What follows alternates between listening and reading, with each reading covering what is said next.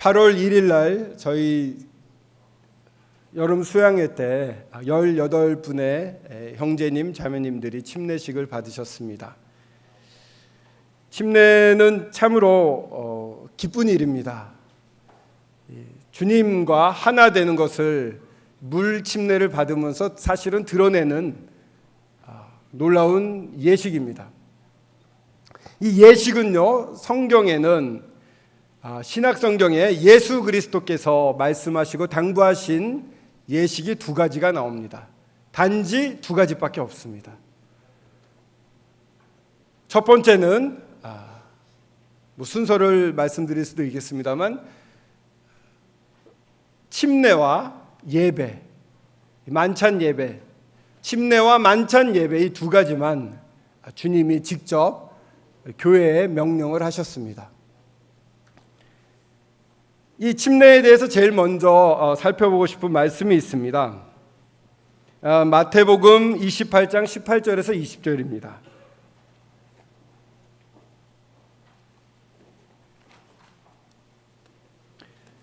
하나님이 이 땅에 참 그리스도로 말미암아 사랑하시는 몸된 교회를 이렇게 낳도록 하셨습니다. 그리스도로 말미암아 저희 몸된 교회가 이 땅에 존재하고 있습니다. 마태복음 28장 18절에서 20절입니다. 그러면서 예수 그리스도를 통해서 이 땅에 교회에 부탁하신 예식은 두 가지가 있는데, 하나는 만찬 예배고 또한 하나는 지금 같이 공부하려고 하는, 같이 말씀을 나눠보려고 하는 침례입니다. 28장 마태복음 28장 18절에서 20절, 너무나도 유명한 말씀인데 교독으로 한번 읽어보겠습니다. 제가 먼저 18절을 읽고 19절을 읽으시고 같이 20절을 읽도록 하겠습니다. 예수께서 나와 말씀하여 이르시되 하늘과 땅의 모든 권세를 내게 주셨으니 그러므로 너희는 가서 모든 민족을 제자로 삼아 아버지와 아들과 성령의 이름으로 세례를 베풀고 내가 너희에게 분부한 모든 것을 가르쳐 지키게 하라. 볼지어다 내가 세상 끝날까지 너희와 항상 함께 있으리라 하시니라. 주님께서 이 제자들에게 분부하신 마지막 말씀입니다. 명령이기도 합니다. 명령체로 되어 있습니다. 보시면은 너희는 가서 모든 민족을 제자로 삼아 아버지와 아들과 성령의 이름으로 세례를 베풀고 내가 너에게 분부한 모든 것을 가르쳐 지키게 하라. 세 가지로 나눠져 있죠. 먼저 모든 민족을 제자로 삼으라. 복음을 전하고 주님을 따르는 자로 변화시키는 것입니다. 그리고 그 다음에 당부한 것은 아버지와 아들과 성령의 이름으로 세례를 베풀라라고 말씀하고 계십니다. 참된 제자로서 오로지 주님과 하나가 되었고 오로지 주님만을 위해서 살겠다는 그러한 고백을 세례를 통해서 할 수가 있습니다. 그리고 세 번째로 모든 너에게 분부한 모든 것을 가르쳐 지키게 하라.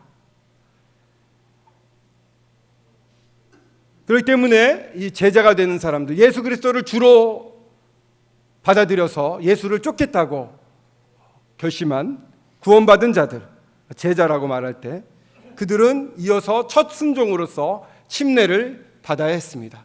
그리고 사도들에 의해서 가르쳐진 모든 가르침을 듣고 들을 뿐만 아니라 행하는, 순종하는, 지키는 것이 요구가 되었습니다. 주님을 믿고 따르며 침례를 받고 가르치는 모든 교훈을 순종하는 것, 이것이 제자들의 삶입니다. 8월 1일 날 침례를 받으신 형제 자매님들은 참 오랫동안 구도를 하셨고 오랫동안 주님을 찾고 찾았으며 그러다 이제 만났습니다. 모든 것을 다 얻으신 것 같습니다. 행복합니다. 이게 끝이다, 나는 이루었다라고 그렇게 생각하실 수도 있는데 천만의 말씀입니다. 시작입니다. 로마서에도 나와 있듯이 침례는 곧 장사를 의미합니다. 옛 삶과의 결별을 의미합니다. 나는 옛날에 나는 죽었다라고 선포하는 것입니다. 그러나 또한 이 침례는 입학식과 또한 결혼식과도 닮아 있습니다. 이제 교회에 들어와서 새롭게 하나님의 가르침, 성경의 가르침, 사도들의 가르침을 배우며 성장해 가는 것입니다. 이제 시작하셔야 됩니다. 입학식입니다. 그리고 이제 정말 애타게 나를 찾고 사랑하셨던 주님을 거절하고 살았고 무시하고 살았고 짓밟고 살았던 내가 이제는 주님을 만났습니다.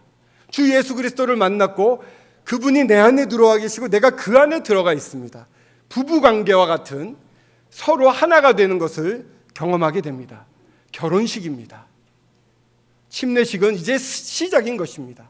옛날에 나는 죽었습니다. 이제 새로운 길이 앞에 열려 있습니다. 새롭게 배우고 새롭게 함께 걸어가는 길이 남겨져 있는 것입니다. 이 침례를 보면은 여러 종류의 침례가 신약 성경에 나옵니다. 요한의 침례가 있습니다. 침례 요한이 침례를 주게 됩니다.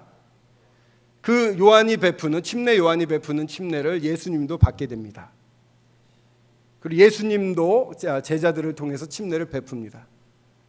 예수님이 십자가에 달리기 전에 있었던 침례고 그 이후에 있는 침례는 이제 예수 그리스도를 믿은 자들의 침례들이 나옵니다. 먼저 유대인들이 사도행전 2장에서 교회로 모였을 때 그곳에서 회개하고 침례를 받는 것을 보게 됩니다. 그 이후에 사마리아인들도 예수 그리스도를 믿었을 때 침례를 성령이 내려오고 이제 침례를 받게 됩니다. 그 이후에는 이제 이방인들 고넬료가 구원을 받고 그곳에서 이방인들이 이제 침례를 받습니다. 그 이후에 19장쯤에 가보게 되면은 저기 에베소에 있던 요한의 제자들이 침례를 받는 모습이 나옵니다. 그렇게 여러 종류의 침례가 있는 것 같습니다만 예수 그리스도가 돌아가신 이후에 받게 되는 침례는 단 한 가지밖에 없습니다. 여러분들이 받았던 침례가 바로 그 침례인데요. 지금 침례에 대해서 세 가지에 대해서 말씀을 드렸습니다. 요한이 베풀었던 침례, 크게 나누면 그렇게 두 가지로 나눌 수가 있습니다. 요한이 베풀었던 침례, 그리고 또 무슨 침례가 있었다고 그랬죠? 그리스도인들이 받았던 침례. 요한이 베풀었던 침례는 대상이 누구였을까요? 교회였을까요? 예. 그냥 앞에서 어느 분이 대답해 주셨는지 제가 선물은 없습니다만, 예. 스티브 형제님 나중에 초콜릿을 하나 주십시오. 예. 침례 요한이 베풀었던 대상은 유대인들이었습니다. 유대인들이 오랫동안 하나님을 떠나서 하나님을 떠난 방탕한 삶을 살고 있었습니다. 그러나 그들 가운데는 정말 메시아 예수 그리스도가 오기를 기다렸던 소수자들이 있었습니다.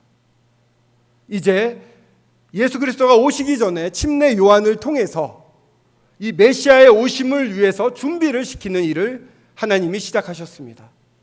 요한의 침례 요한이 베푼 침례는 하늘로부터 내려온 것입니다. 하나님의 명령에 의해서 시작이 됩니다. 그래서 오랫동안 하나님을 떠나 살았던 유대인들이 민족적으로 회개하고 정말 개개인이 죄에서 돌이키고 하나님 앞에 나아와서 주여 어서 오시옵소서라는 겸손한 마음을 되기 위해서 그러한 내가 이렇게 회개하고 메시아를 기다립니다라는 자세를 보이기 위해서 침례를 받게 되는 것입니다.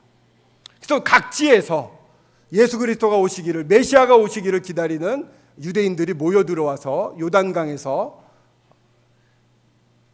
침례 요한이 베푸는 침례를 받게 됩니다. 이런 의미가 있는 거죠. 하나님의 명령입니다. 회개하라. 하늘나라가 곧 천국이 가까웠다. 회개하라라고 침례 요한이 말합니다. 하나님이 다스리는 하나님의 왕국이 가까이 왔다. 메시아가 온다. 그렇기 때문에 너희들은 죄에서 떠나 지금 버리고 있었던 세상의 죄, 하나님을 떠나 있었던 모든 죄를 돌이키고 하나님 앞에 나와 회개하라.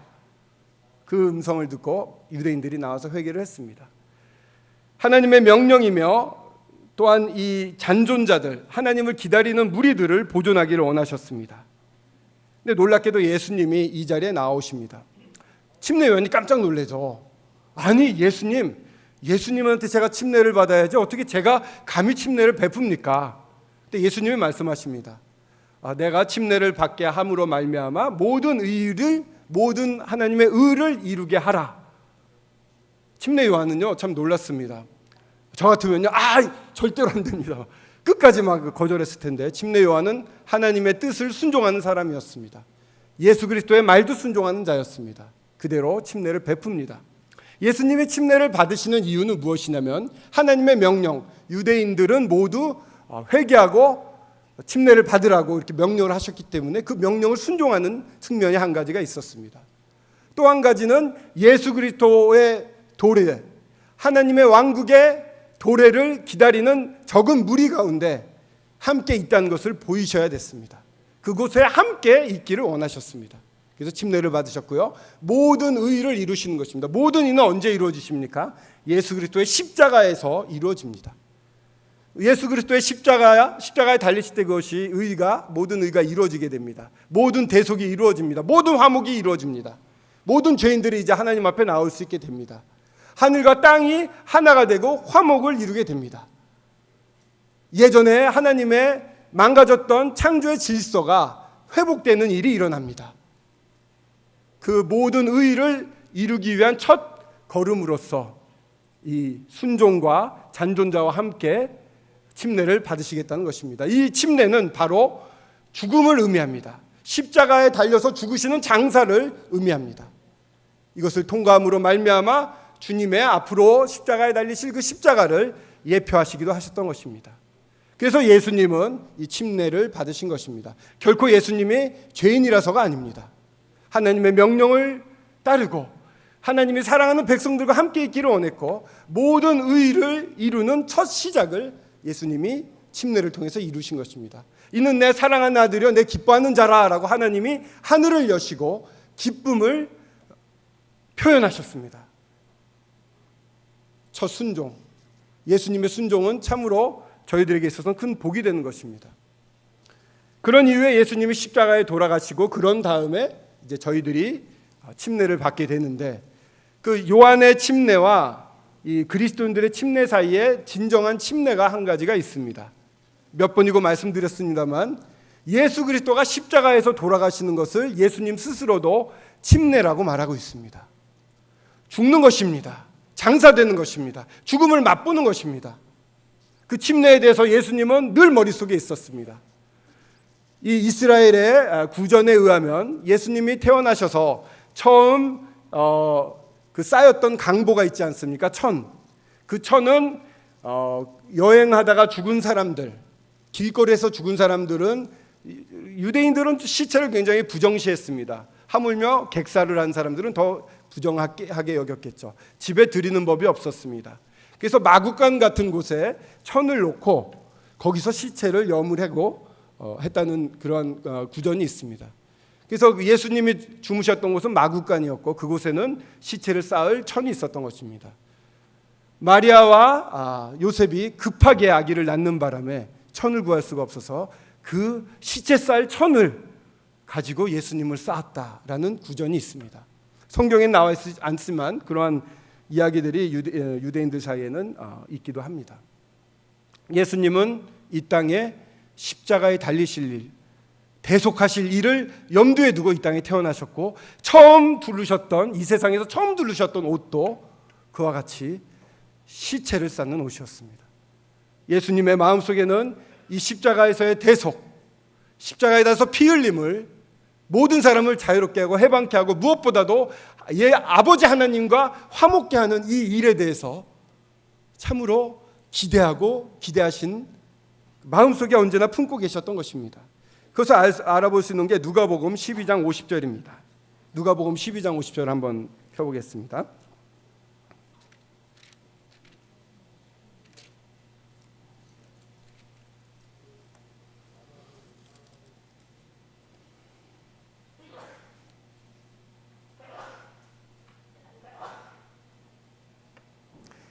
누가복음 12장 50절입니다.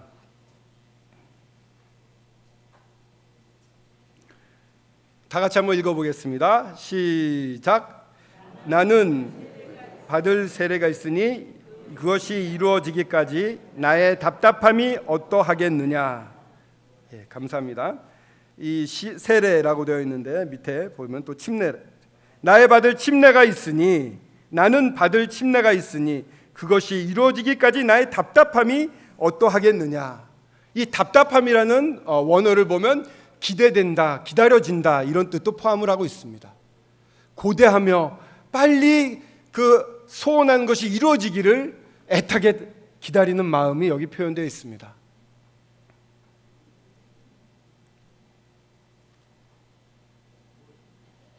예수 그리스도가 고대하셨던 나의 답답함이 어떠하겠느냐고 기다리셨던 침례, 그 침례는 바로 십자가에서의 죽으심이셨습니다.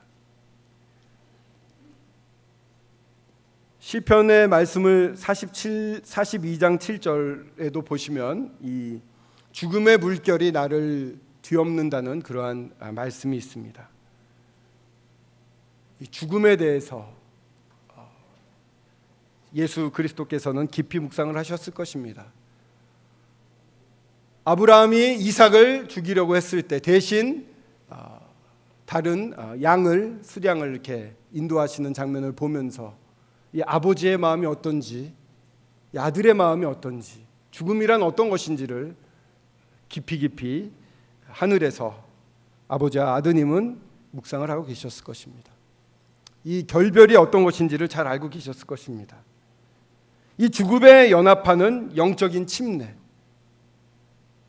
죽음에 연합하는 영적인 침례가 이 죽음에 연합해서 죽게 되는 이것이 진정한 영적 침례인 것입니다. 저희들이 받은 것은 물 침례입니다. 이 물 침례는 무엇을 표현하고 계십니까? 바로 예수 그리스도가 죽으시는 것, 그 영적으로 죽으시는 것을 의미하는 것입니다. 죽음에 영합하는 영적 침례, 이것이 저희들이 받는 진정한 침례의 의미입니다. 예수 그리스도가 죽으셨습니다. 침례를 받으셨습니다. 그 침례에 저희들이 함께 있는 것입니다. 로마서 6장을 한번 펴보겠습니다. 로마서 6장. 하이라이트라고 할까요? 가장 중요한 부분이기도 합니다. 오늘 같이 나누고자 하는 하나님의 말씀의 가장 중요한 부분입니다. 침례가 크게 세 가지가 나와 있다고 볼 수가 있는데 두 가지는 저희가 읽을 수가 있죠. 침례 요한의 베푼 침례, 그리고 사도행전에 쭉 나오는 이 그리스도인들이 받는, 예수 그리스도를 믿은 사람이 받는 침례, 이 두 가지는 저희들이 익숙하게 알고 있습니다만 사실 더 집중해서 봐야 될 침례, 예수 그리스도가 받으신 침례입니다. 그 침례에 대해서 같이 살펴보고 있습니다. 6장 3절을 한번 보시기 바랍니다. 침례를 받으실 때 그냥 물에만 들어갔다 나오셨다, 그냥 이거는 죽음을 의미하는 것이다 정도로 저희가 생각하기가 쉽습니다만 사실 저희가 죽을 때 이런 마음으로 죽은 것입니다. 침례를 받은 것입니다. 6장 3절에 무릇 그리스도 예수와 합하여 세례를 받은 우리는 그의 죽으심과 합하여 세례를 받은 줄을 알지 못하느냐. 그렇습니다.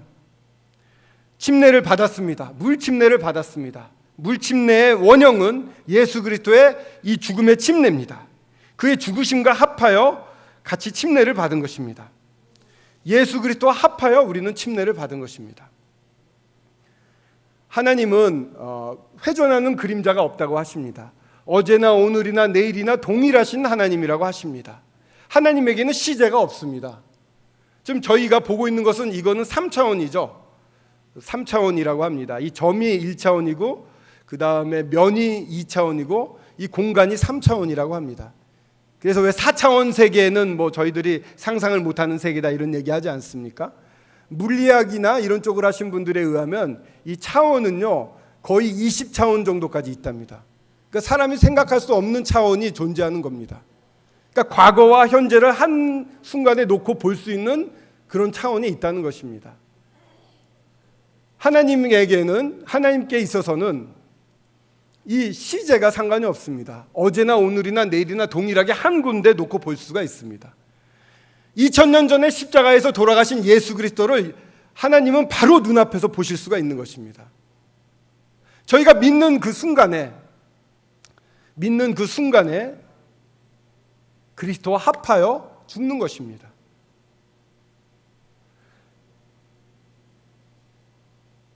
자, 여기 전에 한번 했던 적이 있는 것 같습니다만,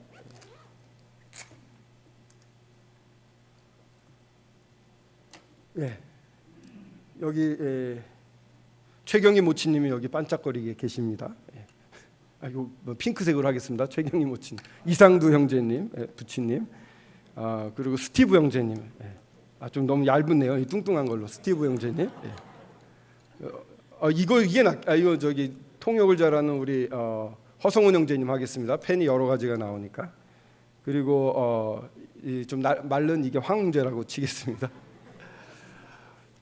그리스도와 합하여 침례를 받았다. 그의 죽으심과 합하여 침례를 받았다. 이게 무슨 뜻이냐면, 저희는 믿는 순간에 모든 죄사함을 받게 되고, 그리고 성령이 저희들 가운데 임재를 하게 됩니다. 성령의 임재는 교회가 하나 되는 연합을 가져다 줍니다.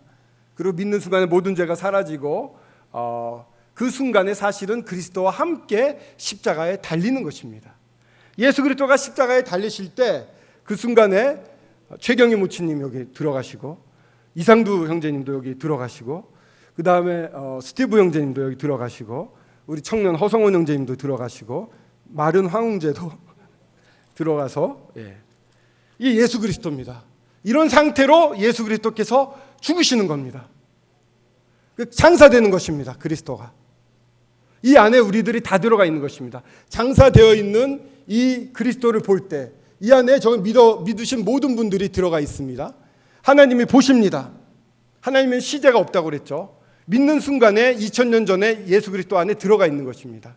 보십니다. 보셨을 때 그리스도의 피로 말미암아 완벽하게 이 죄가 용서되는 것을 보게 됩니다. 별도로 예수 그리스도만 부활하고 사람 그리스도인은 따로 부활하는 게 아니라 이 안에 들어간 상태로 하나님이 보시는 겁니다. 봐서 죄가 없다, 완벽하다, 이렇게 하셨을 때 예수 그리스도가 부활하시게 되는 것입니다.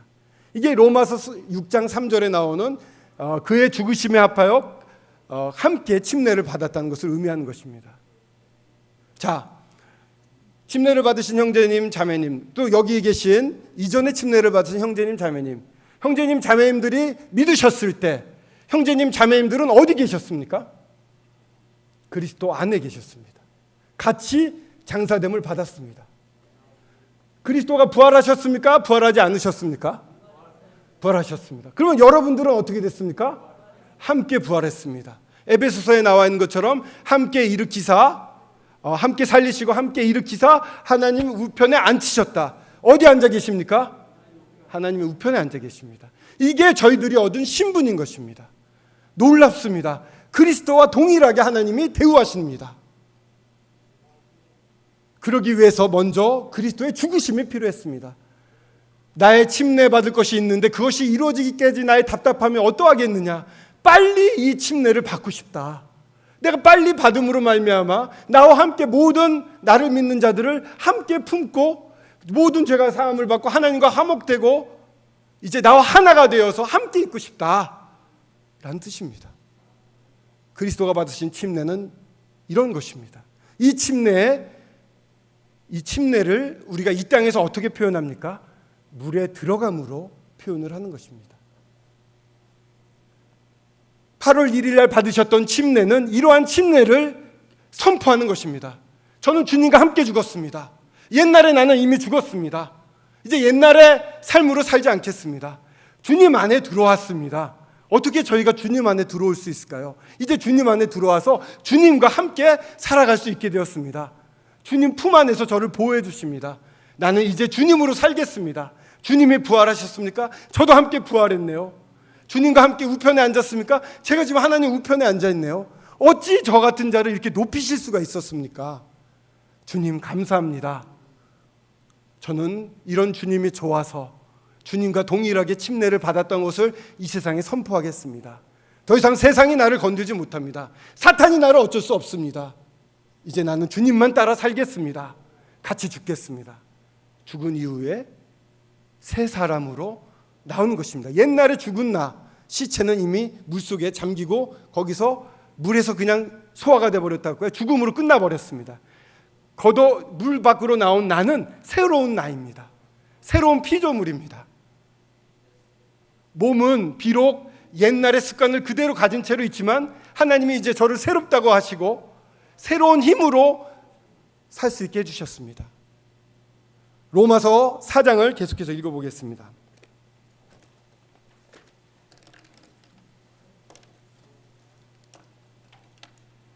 로마서 4장입니다. 그러므로 우리가 그의 죽으심과 합하여 세례를 받음으로 그와 함께 장사되었나니 이는 아버지의 영광으로 말미암아 그리스도를 죽은 자 가운데서 살리신과 같이 우리로 또한 새 생명 가운데서 행하게 하려 함이라. 6장 4절입니다. 로마서 6장 4절 읽고 있습니다. 그의 죽으심과 합하여 세례를 받았습니다. 그죠? 그와 함께 장사되었습니다. 예수 그리스도와 함께 여러분들은 장사된 것입니다. 아버지의 영광으로 말미암아 그리스도 가운데 죽은 자 가운데서 살리심과 같이 우리로 또한 새 생명 가운데서 행하게 하려 함이라. 그렇습니다. 죽었다가 이제 다시 죽은 자 가운데서 살리셨습니다. 그리스도가 살아났습니다. 그리스도의 생명이 이제 저희 가운데 넘칩니다. 새 생명입니다. 저희는 이제 그리스도의 생명으로 삽니다. 부활 생명으로 삽니다. 5절 만일 우리가 그와 죽으심과 같은 모양으로 연합한 자 되었으면 또한 그의 부활과 같은 모양으로 연합한 자 되리라. 믿으셨습니까? 믿으셨으면 같이 죽은 것입니다. 같이 죽은 자는 어떻게 된다고요? 같이 부활한다. 같이 살아나셨습니다. 부활을 믿으십니까? 예수 그리스도와 함께 계십니까? 스티브 형제님 초콜릿을 다 주시기 바랍니다. 감사합니다. 마음속으로 예라고 또 입으로 예라고 고백을 하셨을 것입니다. 놀라운 일입니다. 나 같은 사람이 이제는 주님과 함께 죽었다 같이 산다는 것입니다. 주님 안에 들어가 있고 주님이 내 안에 들어와 있다는 것입니다. 연합되어 있다는 것입니다. 하나라는 것입니다. 이런 위치를 아담과 하와도 못 누렸습니다. 아담과 하와는 대상이었죠. 우리는 이제 그 안에 들어가 있는 자고 그분이 내 안에, 내가 그분 안에 들어가 있는 것입니다. 이런 것을 맛보고 살 수 있는 존재는 거듭난 그리스도인들밖에 없는 것입니다. 자, 그러면 어떻게 이제 살 것인가요? 연합한 자가 되었는데 6절에 함께 한번 6절을 읽어보겠습니다. 시작. 우리가 알거니와 우리의 옛사람이 예수와 함께 십자가에 못 박힌 것은 죄의 몸이 죽어 다시는 우리가 죄에게 종노릇하지 아니하려 함이니. 감사합니다. 예수 그리스도와 함께 죽음으로 말미암아 나의 옛 몸도 죄의 몸도 죽었습니다. 이 몸은 옛날에 예수 그리스도를 믿기 전에 이 몸은 죄가 꼬시면 꼬시는 대로 따라갈 수밖에 없었습니다. 죄가 들어와서 싸우면 내 힘으로 싸웁니다. 내가 선을 베풀어 봐야지. 내가 이 악을 이겨봐야지. 암만 해도 한계가 있습니다. 사람이 어떻게 사단을 이깁니까? 귀신 들렸던 자 내쫓았더니 나중에 더 많은 귀신이 들어왔다고 그랬죠. 7귀신이 들어왔다고 그러고 또 디베라 바닷가에서 쫓아냈던 쫓아낼 마귀에게 물어봤을 때 너의 이름이 뭐냐? 레기온입니다 이래요. 레기온은 연대예요. 수백 명인 거예요. 한 사람 안에 들어와 있는 사탄이 수백 명입니다. 근데 어리석게도 사람들은 내 안에서 나를 유혹하는 죄와 싸워서 이길 수 있다고 생각해요. 수백 대 1이에요. 그것도 영적인 존재인데 이길 수 있겠습니까? 백전백패입니다. 내 힘을 의지해서는 이길 수가 없어요. 그런데 이 죄의 권세, 옛날에는 죄가 우리를 딱 가두고 죄가 우리를 그 품에 품고 있어서 벗어날 수가 없었습니다. 스스로의 힘으로 암만 이 죄를 이기려고 해도 여기서 벗어날 수가 없었어요. 근데 하나님이 여기를 깨트리고 여기서 건지셔서 하늘에 하나님의 아들의 나라로 옮기셨다는 것입니다. 사탄이 더 이상 우리를 건드릴 수가 없어요. 바꿔 말하면 이 몸은 매우 중립적인 몸이 되었어요. 옛날에는 죄에게 이끌려서 결국 노력을 해도 끝끝내 죄에 끌려갈 수밖에 없는, 내가 선을 베풀고 누구한테 선을 베풀어서 아량을 베풀어서 잘해서 사건이 잘 해결이 됐습니다. 교만이 올라오지 않겠습니까? 아, 내가 이렇게 훌륭한 사람이야. 이렇게 이만큼 교만이 올라가서 누가 대접을 안 해주면 바로 화를 내게 되는, 사람은요 스스로 이길 수가 없는 사람이었습니다. 그런 죄의 권세에 갇혀가지고 살던 저희들을 깨부시고 그 영향을 받던 죽은 몸은 죄한테 줘가지고 이 죄가 둥둥둥 떠내려갈 때 같이 떠내려가 버렸습니다. 이제 더 이상 죄가 우리를 건들 수가 없는 존재들이 되었어요. 이제는 주님만을 따라서 갈 수 있는 그런 몸이 된 것입니다. 주님이 똑같죠.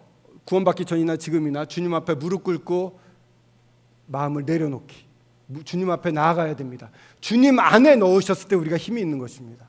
주님 밖에 있으면요 구원받기 전에 같은 모습으로 다시 나타날 수가 있어요. 내 힘을 의지하고 내가 선을 베풀고 내가 의를 행하고, 그거는 실패할 수밖에 없습니다. 심판은 따르지 않지만 실패입니다. 그러나 주님 안에 들어와서 주님 앞에 자기가 할 수 있는 모든 권한을 내려놓고 주님께 바라는 것입니다. 주님께 묻는 것입니다. 주님의 뜻을 분별하는 것입니다. 주님의 뜻을 분별할 때 요즘 묵상하는 것은요, 주님의 뜻을 분별한다면서 사실은 자기가 주님의 자리에 서기가 쉽다는 걸 알았습니다. 주님, 상황이 이렇습니다. 주님은 어떻게 보십니까? 주님은 평상시에 이건 이렇게 보시니까 주님은 이건 이렇게 보시겠네요. 아, 주님의 뜻은 이거겠네요 라고 저희들 결론을 딱 내리지 않습니까? 이거는 사실 주님의 것을 가져다가 활용해서 자기 시각을 정리했을 뿐입니다. 우리가 분별한다면서 의외로 주님의 것을 이용해서 자기 시각을 정리하는 데 사용하는 경우가 많아요. 진정한 주님의 뜻의 분별은 어디에 있습니까? 기다림에 있습니다. 기도하고 기다리는 것입니다. 주님이 명확하게 보여줄 때 움직이는 것입니다. 그러니까 좀 그리스도인들이 좀 약간 들떨어진 것처럼 보여도 어쩔 수가 없을 것 같아요. 민첩하지 않을 수도 있어요. 하지만 주님의 말씀하실 때 확실할 때 움직이는 것, 이것이 주님의 뜻을 분별하는 것이 되겠죠. 주님, 이런 놀라운 주님과 하나 되어서 주님의 뜻을 알아서 움직일 수 있는 존재들을 저희들을 만들어 주셨습니다. 그 갈라디아서 3장 27절 한번 보시겠습니다.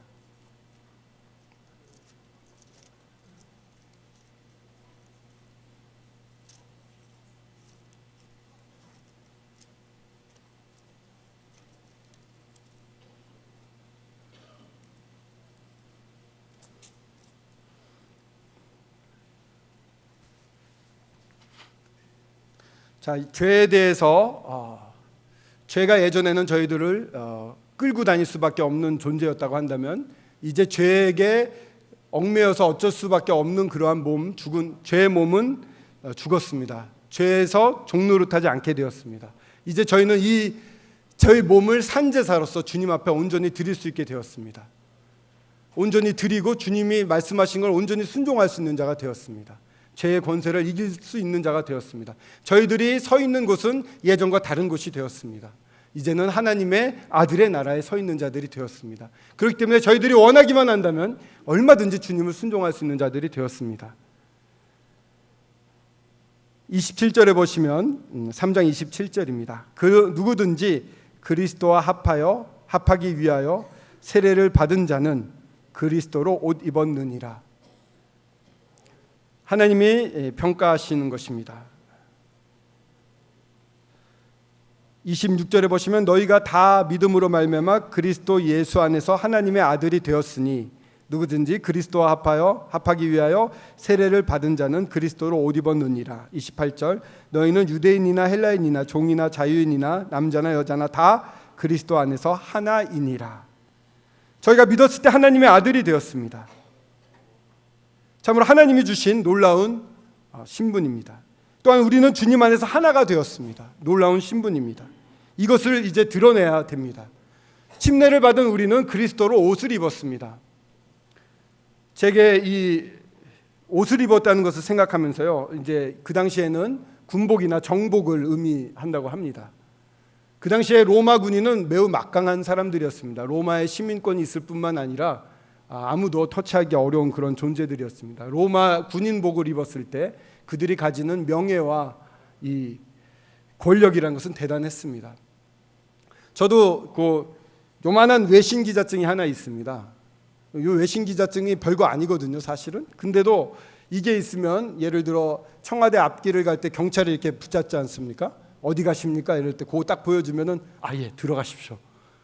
왠지 모를 이런 권력을 맛보는 듯한, 별거 아닌데 사실 이렇게 어떠한 자기 신분을 보장해주고 어디서든 통용될 수 있는 것이 이 옷 아니면은 이러한 신분증 같은 것일 것입니다. 이제 저희들이 그리스도로 옷을 입었습니다. 하나님 보시기에 저희들은 그리스도와 똑같은 자로 보십니다.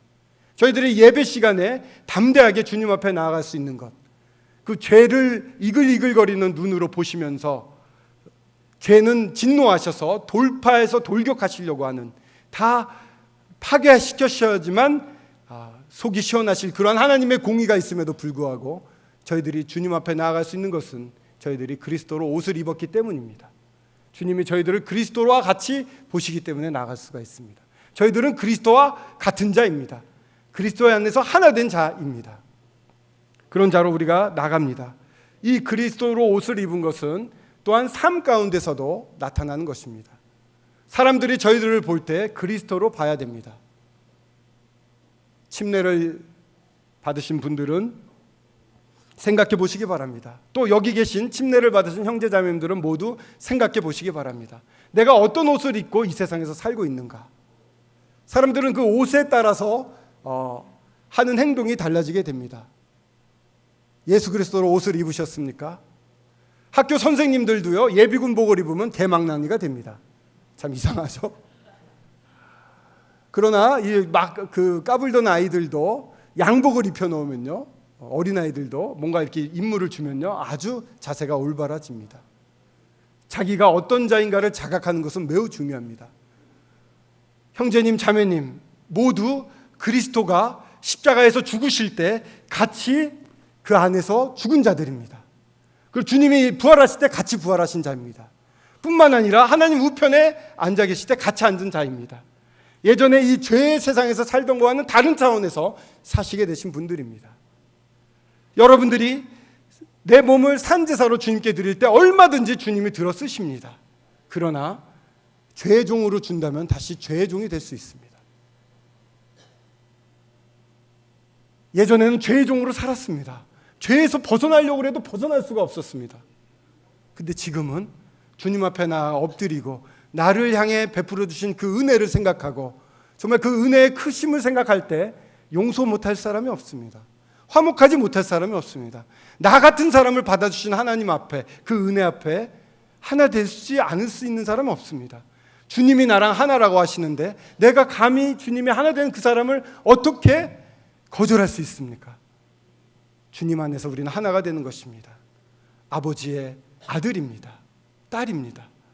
이 놀라운 신분, 그리고 여러분들을 통해, 우리들을 통해 주님이 이 세상을 변화시키기를 원하고 계십니다.